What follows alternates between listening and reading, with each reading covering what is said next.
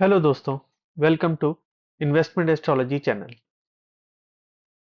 दोस्तों, last video में हमने इमरजेंसी फंड को लेके विचार किया था।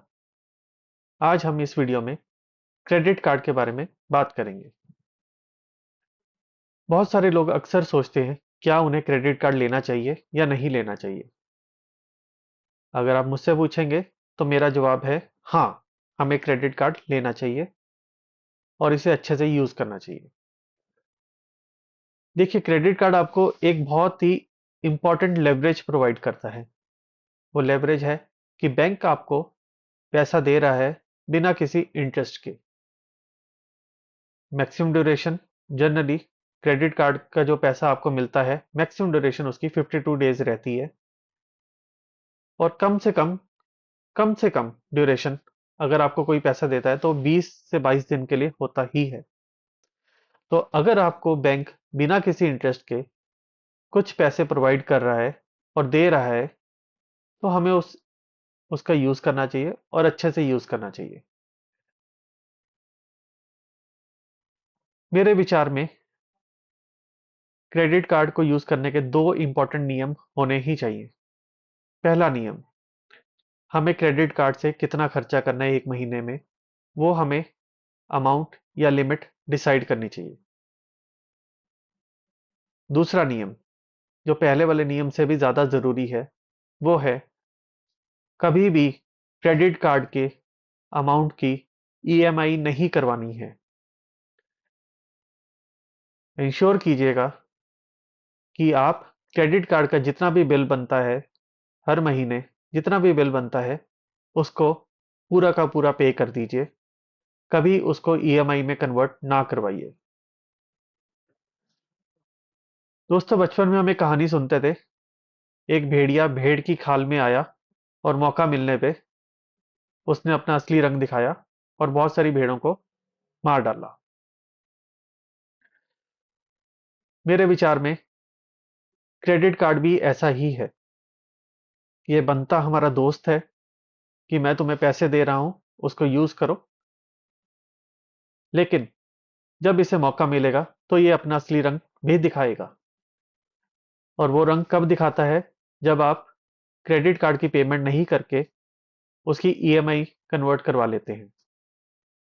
याद रखिएगा, जब आप ईएमआई में उस अमाउंट को कन्वर्ट करते हैं, वहां पे आपके ऊपर बहुत ज्यादा टैक्स लगता है। 38 से 40%, कोई कहता है उससे भी ज्यादा, बट बहुत टैक्स लगता है। इसीलिए कभी भी क्रेडिट कार्ड के अमाउंट की ईएमआई नहीं करवानी चाहिए। नहीं तो ये जो आपका दोस्त बन रहा है, बैंक वाले जो आपके दोस्त बनते हैं, बोलते हैं कि आप क्रेडिट कार्ड लो, ये आपके काम आएगा, आपको इतनी लिमिट मिलेगी, इतनी लेवरेज मिलेगी। जब आपने उसको मौका दिया अपना असली रंग दिखाने का, जब आपने क्रेडिट कार्ड की अमाउंट्स की ईएमआई की, तो वो अपना असली रंग दिखाएगा और फिर आपको पता चलेगा वो कितनी बड़ी मुसीबत है। लेकिन अगर आपने दो नियम जो हमने बनाए हैं, अगर आपने आपने उनका अच्छे से पालन किया और क्रेडिट कार्ड को अच्छे से यूज किया, तो कोई प्रॉब्लम नहीं आएगी। ये आपको बहुत फायदा देगा। याद रखिएगा दोस्तों, यहाँ पे बात है लेवरेज की या फिर डेट की। डेट मीन्स उधार, कि आप अपनी जिंदगी कैसे जी रहे हैं। उधार लेके जी रहे हैं या फिर लेवरेज के साथ जी रहे हैं। लेवरेज का मतलब क्या है?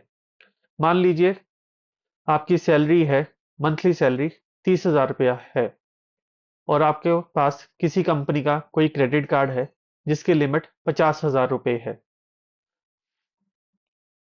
तो आपकी 30,000 सैलरी है और 50,000 के पास आपके पास क्रेडिट की लिमिट है।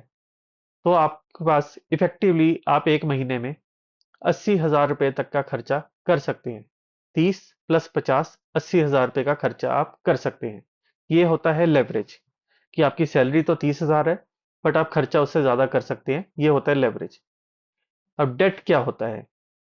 30,000 आपकी सैलरी है और आपने उससे ज्यादा उधार लिया हुआ है जो आपको चुकाना है। तो ये होता है डेट। दोनों सिचुएशंस में जमीन आसमान का अंतर है। अगर कोई चीज आपके लिए लेवरेज बन रही है, तो उससे आपको फायदा ही हो रहा है।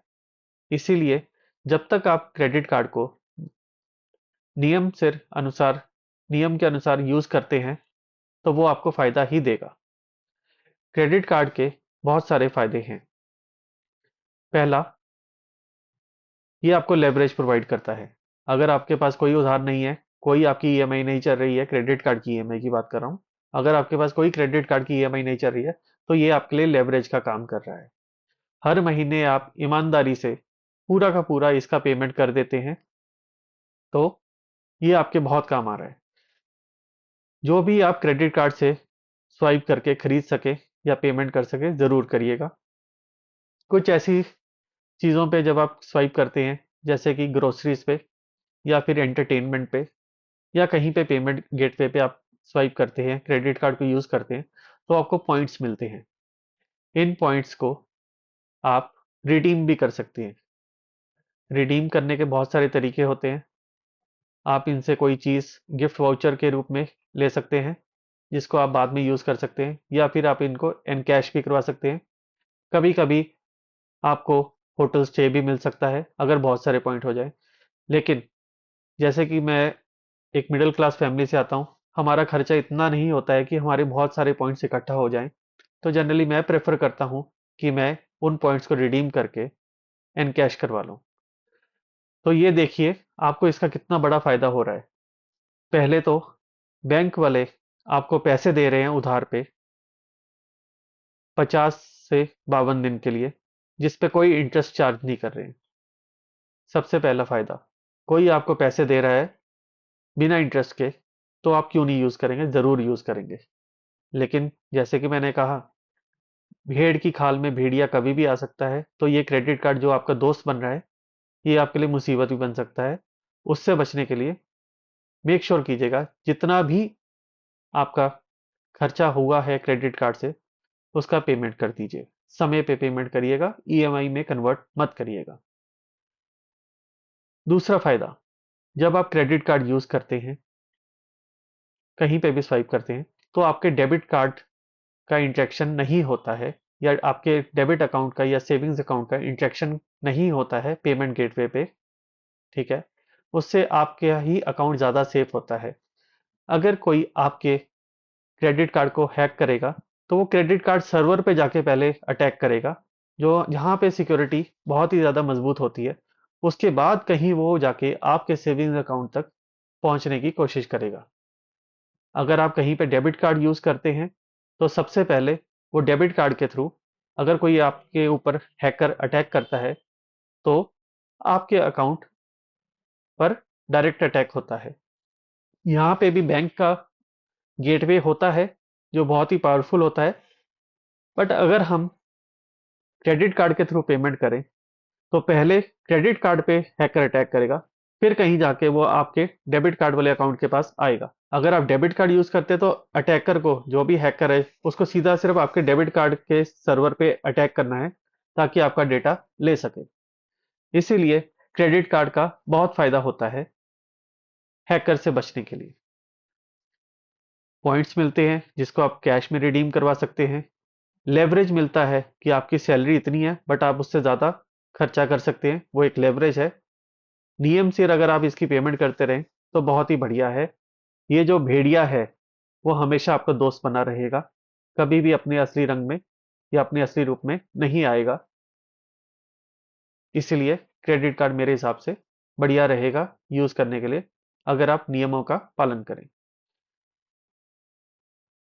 इन सब के बाद एक सबसे ज़रूरी नियम है, क्रेडिट कार्ड की लिमिट जितनी है आपके लिए, मान लीजिए आपके क्रेडिट कार्ड की लिमिट है 50,000 रुपये, तो मेक श्योर कीजिएगा आपके इमरजेंसी फंड में 50,000 रुपये और ऐड कर दीजिए, ताकि कल को कभी भी कभी भी आपको क्रेडिट कार्ड इतना स्वाइप करना पड़ गया कि उसका 50,000 की लिमिट पूरी यूज हो गई है, तो आप उसकी अपनी सैलरी से ईएमआई ना करें और उसका पूरा पेमेंट कर दें। तो ये बहुत ही ज़्यादा ज़रूरी है कि आप अपने इमरजेंसी फंड को थोड़ा सा और बढ़ा दें। जितना भी क्रेडिट कार्ड का आपका लिमिट है, आप उतनी लिमिट अपने इमरजेंसी फंड में और बढ़ा दें। उस पैसे को अपने इमरजेंसी फंड में और जमा कर दें, ताकि कभी भी अगर आपको क्रेडिट कार्ड ज़्यादा यूज़ करना पड़ गया, ज़्यादा स्वाइप करना पड़ गया, पेमेंट कहीं पे करनी पड़ गई, कोई बात नहीं। हम अपने उस इमरजेंसी फंड से इसकी पेमेंट को कर देंगे। इसकी जो क्रेडिट कार्ड का बिल बनेगा उस पेमेंट को कर देंगे और आराम से हमारी ज़िंदगी चलती रहेगी। मेक श्योर कीजिएगा आप पेमेंट पूरी कर दें। कभी भी उस पेमेंट की ईएमआई ना करें, क्योंकि जो ईएमआई आप करेंगे उस पे बहुत ज़्यादा टैक्स लगता है। हमें बस उसी टैक्स से बचना है और इसको अच्छे से यूज़ करना है। तो दोस्तों, ये था आज का वीडियो ऑन क्रेडिट कार्ड। अगर कंटेंट पसंद आए तो इसे लाइक कीजिएगा, कोई कमेंट है तो ज़रूर कीजिएगा और अपने दोस्तों के साथ शेयर कीजिएगा। धन्यवाद।